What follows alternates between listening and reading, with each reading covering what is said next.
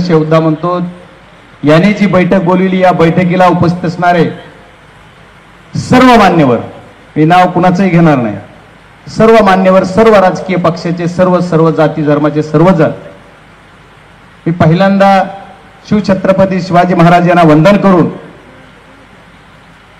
साहित्यरत्न अण्णाभाऊ साठे यांच्या चरणी नतमस्तक होऊन तुमचं आमचं सर्वांचं नेतृत्व आदरणीय मनोजदादा जरांगे पाटील यांना जन्मदिवसाच्या कोटी कोटी शुभेच्छा देऊन,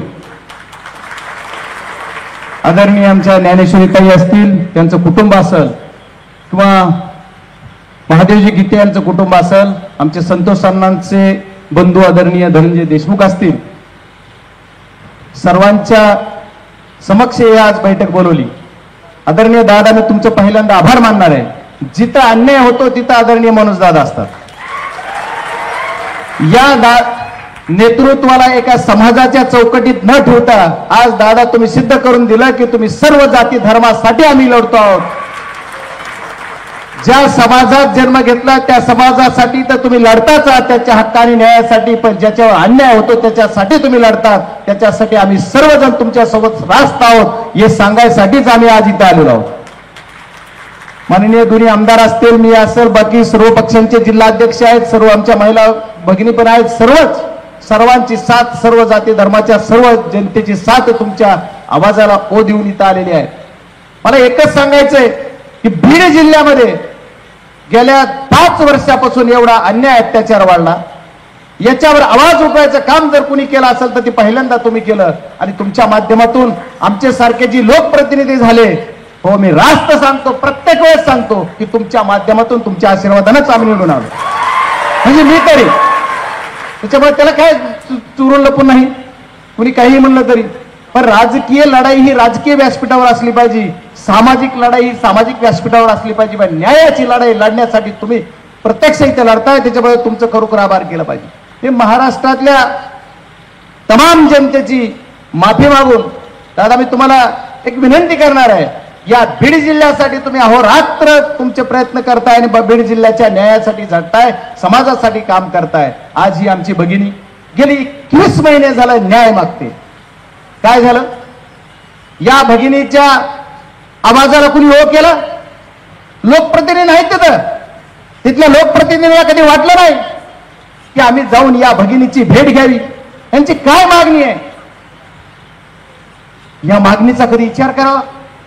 बघा, आपण आंतरराष्ट्रीय ज्या दहशतवादी संघटना आहेत, लष्करी तोयबा, त्याच्यापेक्षाही भयानक संघटना कुठं आहे तर ती परळीमध्ये आहे.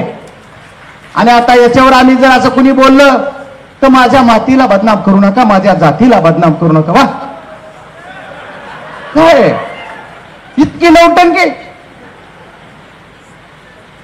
संगीत दिघोळे असेल, किशोर फड असेल की आजचे हे सगळे 40 मर्डर्स आणि खून परळीत झाले, त्याची नोंद सुद्धा नाही. फक्त 4 खून उघडकीस आलेत तुमच्या आमच्या सर्वांच्या सहकार्यानं आणि कर्तृत्वानं. नाही हे तरी कुठे काय होतं हे सुद्धा नाही, उघडच येत नाही. पण पोलीस यंत्रणा काय करते हे आपण सर्वजण म्हणतो. पण मला एक म्हणायचंय, विरोधी पक्षाचा खासदार म्हणून आहे दादा, महाराष्ट्राचे मुख्यमंत्री ज्यांच्याकडे गृह खातं आहे ते काय करतात? बीड जिल्ह्यासाठी तुम्हाला न्याय नाही द्यायचा. आज आमचा महादेव गीते नावाचा जो एक कार्यकर्ता आहे, तो कार्यकर्ता खोट्या गुन्ह्यात अडकवून तो जेलमध्ये. बापू आंधळे, महादेव गीते ही दोघं मित्रच आणि बबनभाऊ गीते यांचे सर्वजण समर्थक होते.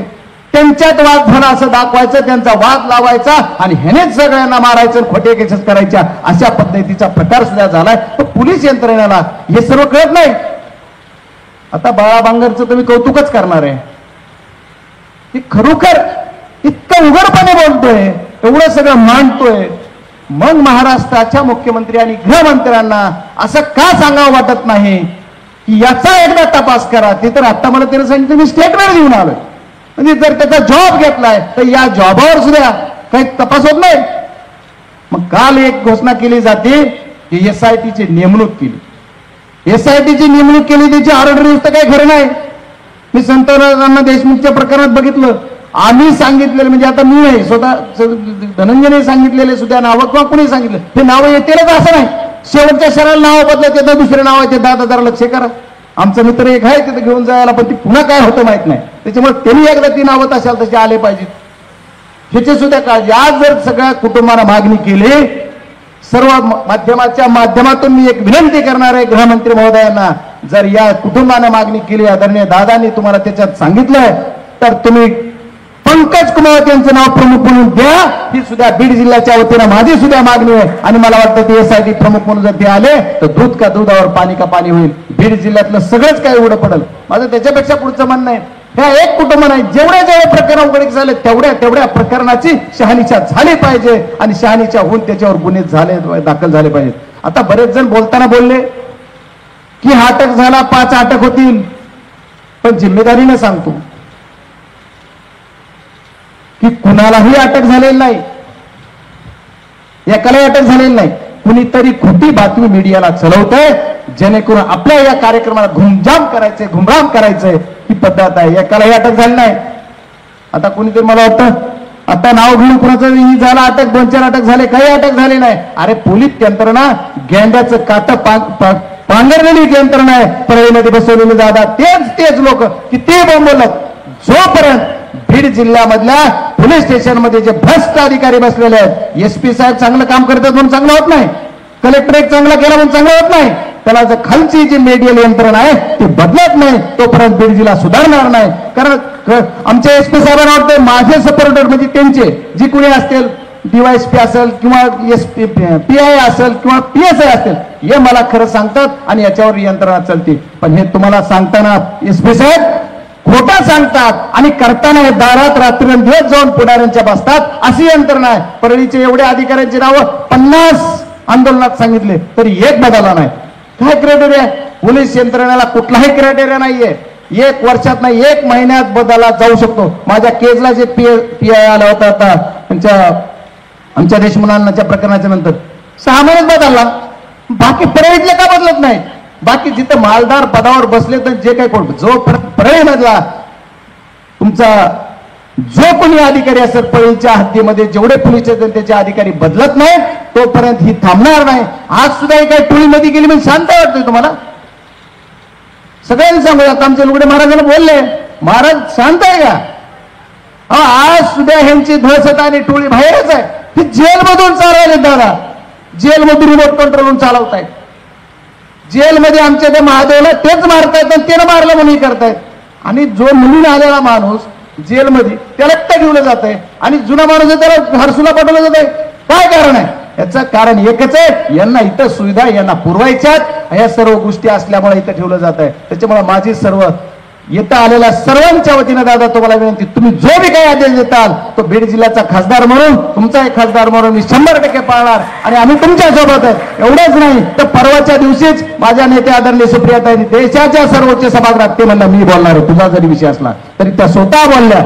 ज्यावेळेस संतोषांना देशमुखच्या प्रकरणामध्ये मी स्वतः बोललो, आज ताई म्हणला मी बोलणार आहे, तूच नाही तर पक्ष सुद्धा या प्रकरणात सोबत आहे. अशा पद्धतीने ताई सांगितलं तू एकटा नाही, आम्ही सर्वजण आमचा पक्ष म्हणून आम्ही सर्वजण या प्रकरणात सोबत आहोत आणि 100% ज्ञानेश्वरीताईला न्याय मिळण्यासाठी सर्व पक्षाचे लोक इथं आहेत, ते सर्व सोबत आहेत असं मला वाटतंय. त्याच्यामुळे दादा तुम्ही जो आदेश द्याल, जो काही सांगाल त्याच्यामध्ये या आंदोलनात आम्ही बरोबर राहू आणि आदरणीय आमच्या ताईला न्याय देऊन महादेवजी मुंडे यांच्या मारेकऱ्याला फाशी झाली पाहिजे.